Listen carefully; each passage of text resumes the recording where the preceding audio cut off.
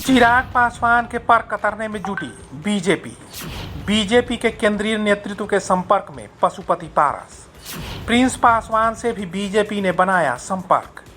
कई बातें आई सामने, अब क्या करेंगे चिराग। राष्ट्रीय लोक जनशक्ति पार्टी के राष्ट्रीय अध्यक्ष और पूर्व केंद्रीय मंत्री पशुपति कुमार पारस ने केंद्रीय गृह मंत्री अमित शाह से उनके आवास पर मुलाकात की थी। पार्टी के प्रदेश अध्यक्ष पूर्व सांसद प्रिंस राज पासवान भी इस मौके पर मौजूद थे। पार्टी के राष्ट्रीय प्रवक्ता श्रवण कुमार अग्रवाल ने मुलाकात की जानकारी देते हुए बताया था कि 30 मिनट से ज़्यादा हुई मुलाकात में बिहार की सियासत पर चर्चा हुई थी। अब इस मुलाकात के बाद बिहार में सियासी पारा चढ़ने लगा है। सूत्रों का कहना है कि केंद्र सरकार पारस के पुनर्वास के बारे में विचार कर सकती है। अब सवाल उठने लगे हैं कि क्या चिराग पासवान के एनडीए में दिन लदने वाले हैं। कहा तो ये भी जा रहा है कि चिराग को शायद इसकी भनक लग गई है। एनडीए में रहकर नरेंद्र मोदी सरकार के फैसलों पर उनकी आपत्ति इसका ही संकेत दे रही है। पानी में रहकर मगरमच्छ से बैर नहीं चल सकता। चिराग जितना आगे बढ़ चुके हैं उससे पीछे हटना उनके और उनकी पार्टी के लिए भी अच्छा नहीं होगा। सवाल यह नहीं है कि उनके साथ एनडीए में क्या सलूक होगा, असल सवाल यह है कि चिराग आखिर किसके सह पर ऐसा कर रहे हैं। उनकी भाषा और आचरण सीधे सीधे नरेंद्र मोदी को चुनौती है।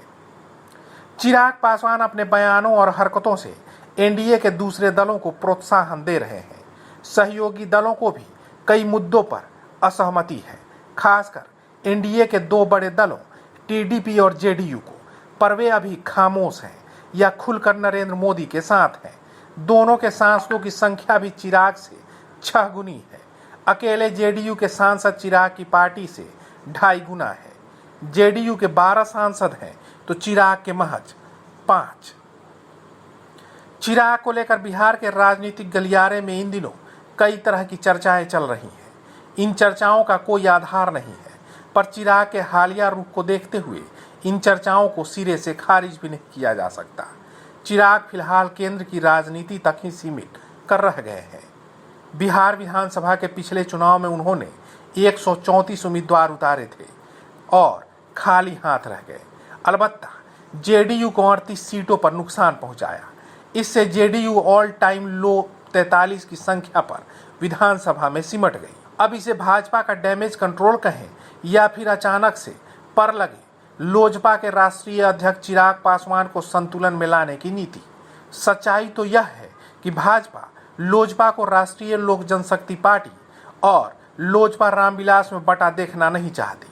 भाजपा का यह प्रयास जब लोकसभा चुनाव के दौरान चल रहा था तब राष्ट्रीय लोजपा नेता पशुपति पारस पर लग गए थे, और अब बीजेपी जब विधानसभा 2025 की तैयारी कर रही है तो चिराग पासवान ऐसे बयान दे रहे हैं जिससे केंद्र में मोदी सरकार की मुश्किलें बढ़ रही हैं। बीजेपी बिहार विधानसभा चुनाव 2025 में राष्ट्रीय लोक जनशक्ति पार्टी यानी पशुपति पारस का बागी स्वर नहीं चाहती। गौर करें तो लोकसभा चुनाव के दौरान केवल पारस ने ही खोया था। केंद्रीय मंत्री पद गया, सांसदी गई।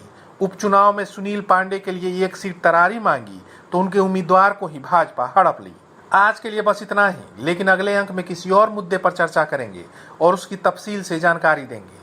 लेकिन अभी तक आपने कलम इंडिया न्यूज़ को सब्सक्राइब नहीं किया है तो कर लीजिए, क्योंकि सबसे पहले और अपडेट खबरें हम ही आप तक पहुंचाते हैं।